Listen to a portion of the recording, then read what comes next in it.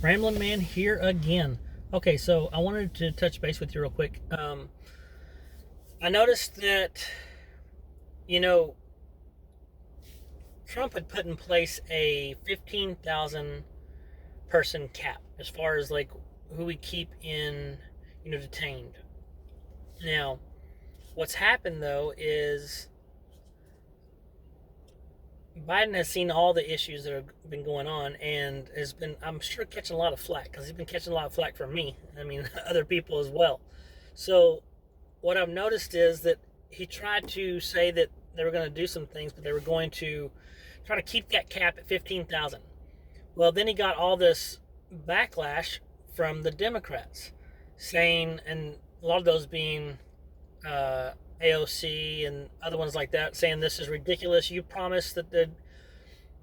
Okay, so first off, when he says he's going to do something and it benefits the Democratic Party, it seems to me, then there's all kinds of things raised, right? Because I know as far as we wouldn't even be in this issue right now if it weren't for Biden following what the Democrats wanted to do as far as the border is concerned. Okay, so look at where we're at right now. I think they were saying that the cap would be raised, but they don't think they'd be able to raise it as high as 62,500 like they want to. And why would you have all those people? What are we going to do with them?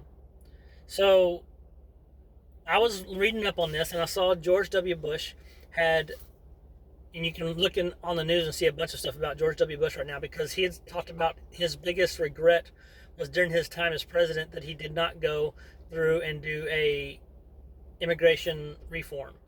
Now, he tried to pass some things, but they came across more as an amnesty bill, and people are not big on, let's just give them amnesty, everybody can stay here. So here's what he said, and I'm paraphrasing because you can look it up and see all the stuff in detail, but it's pretty awesome.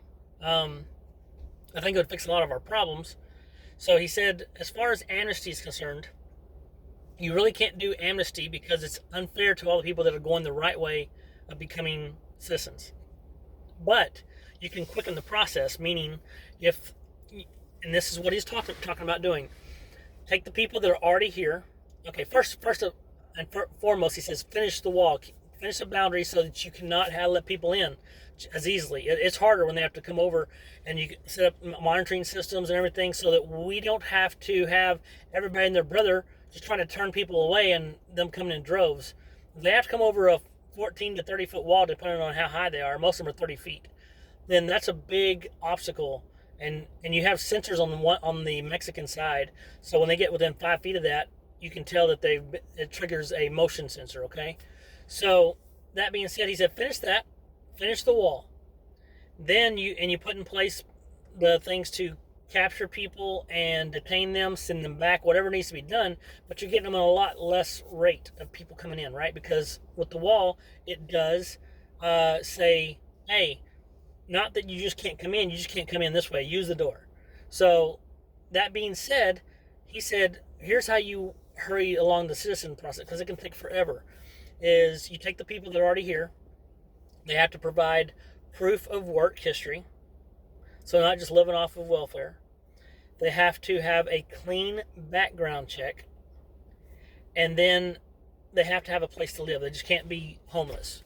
So that's just some of it. There's more to it, but that's some of the basic ones. And when you're talking about clean background checks, that's a big one. And you have to have ID and thing. So think about this though. You must be able to get IDs and things. So all this stuff about the voters and all this issue, it's so stupid because for years you had to have an ID. Now they're saying you don't have to have an ID. You know that it's discrimination. It's really not. You have to have an ID to buy alcohol, to drive a car, just to get into places. So why wouldn't you have to have one to vote?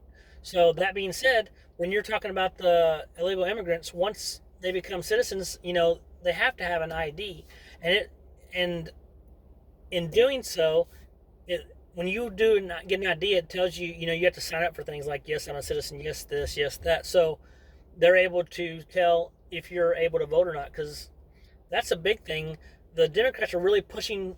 The reason there haven't been a lot of things going on as far as like, hey, let's let these people in, let's get these in here, is because let's think about that. That's more of a Democratic plan. Like, if we can have these people come in, they know who helped them. It was the Biden administration, right? They're the ones like, hey, come on over. Well, who are you going to vote for? The people that let you stay, right? So they're looking at as voters. These are voters that are coming over in the Democrats' eyes.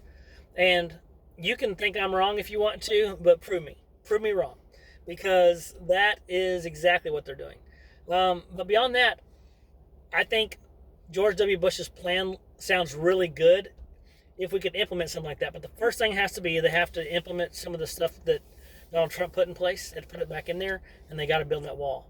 Um, because right now, what you're doing is it's not only bad because all these people come over, crime rates go up, all kinds of different things. But imagine these people. Some of these people are just innocent people trying to get out of the country and trying to get into a place where they heard of the American dream. And the problem with that is when they come over, people that are Americans that are seeing them take jobs and seeing them just on the streets and crime rates are rising and things like that, it shines them in a bad light. So they're looking at these immigrants, illegal immigrants, and like it becomes a tone of hatred or of disgust or something like that. You don't look at an illegal immigrant and be like, "Oh, hey, how y'all doing? You are people." No, you look at them like, "Ugh." So when did you get here? Are you even legal? You know what I'm saying?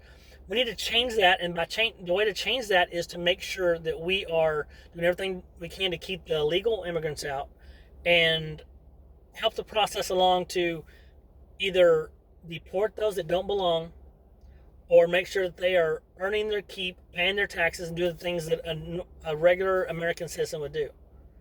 I don't think it's feasible for us to think about just rounding them up and taking them back. They're just everywhere, right? They're all over the place. And they're coming in droves. But finish that wall.